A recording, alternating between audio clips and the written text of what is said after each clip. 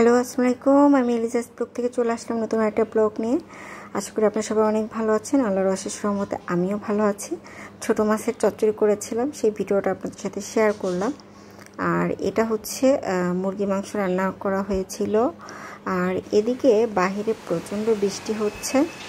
তো আমার আবরার বাবু আবার বারান্দায় গিয়ে বৃষ্টির পানি ধরছিল। তো আমি ভাবলাম যে আমিও আপনাদের সাথে বৃষ্টিটাকে শেয়ার করি। আর প্রচণ্ড বৃষ্টি, আর আকাশটা মেঘলা তো ছিলই। আর এটা সারাদিনই কিন্তু বৃষ্টি হয়েছে, আপনারা সবাই জানেন। তো এই যে বৃষ্টির ভিডিও আপনাদের সাথে শেয়ার করলাম। আবরার বাবু অনেক মজা করছে। আমি ওকে বলছিলাম যে বাবা তোমার ঠান্ডা লেগে যাবে, তারপরে ভাবলাম যে বাচ্চা যেহেতু একটু ধরছে, একটু ধরুক। আসলে ভয়ও লাগছে, বৃষ্টির পানি আমার কাছে তো দেখতে ভালো লাগছে, বাট অনেকের জন্য সেটা ভালো না। তো এটা হচ্ছে অন্য আরেকদিন, পরের দিন আর কি, আমি ডাল দিয়ে গরুর মাংস দিয়ে রান্না করছিলাম। আর কালকের তরকারিটাও ছিল টুকটাক, আর বুটের ডাল দিয়ে আর কি। তো কষানো হয়ে গেছে, এখন আমি ঝোলের পানিটা দিয়ে দিয়েছি। আর এদিকে আমি ভাবলাম বাবুর জন্য একটু জর্দা বানিয়ে দিব। বাবুকে আসলে আমি চেষ্টা করি ওকে যতটা পারি হ্যাপি রাখার চেষ্টা করি। বাসায় না পারলে বাইরে থেকে খাবার নিয়ে আসি, বাট আমি ওকে নতুন নতুন অনেক রকমের খাবারই দেওয়ার চেষ্টা করি। তো ও খাক আর না খাক, বাট আমি ওকে করে দেওয়ার চেষ্টা করি আর কি। আর ওর বাবাও অনেক পছন্দ করে নতুন নতুন কিছু রান্না করে দিলে। তো সেটাই আসলে যতটুকু পারি চেষ্টা করি আর কি। আর এদিকে আমার ডাল দিয়ে, বুটের ডাল দিয়ে গরু মাংসের তরকারিটা কিন্তু রান্না হচ্ছে, আর এদিকে জর্দাটাও রান্না হচ্ছে।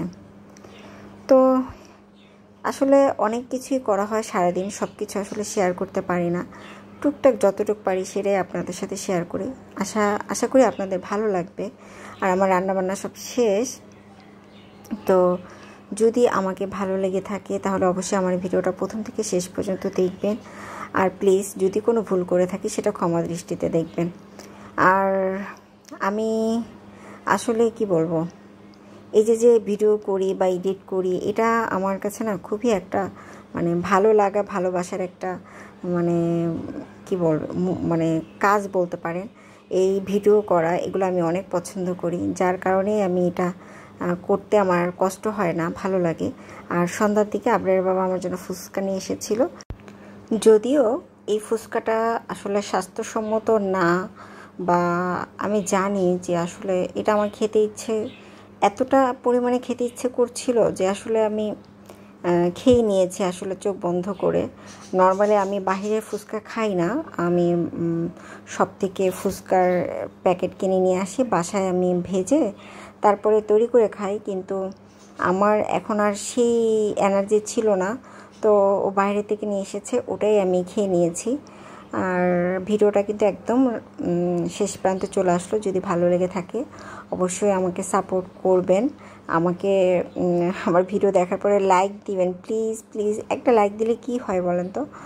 আর যদি আমাকে বেশি বেশি ভালো লেগে থাকে বা আমাকে আরও দেখতে চান, আমার চ্যানেলটাকে সাবস্ক্রাইব করে রাখবেন। আর প্লিজ একটু লাইক দিয়েন প্লিজ, আর একটু কমেন্টও করেন যে কেমন লাগে আমার ভিডিও। আর আমার জন্য দোয়া করবেন যেন আমি সুস্থ থাকি এবং আমার বেবিও সুস্থ থাকে, এবং আমি যেন সব কিছু ঠিকমতো করতে পারি। প্লিজ প্লিজ আমাকে একটু লাইক দিয়েন। আল্লাহ হাফেজ।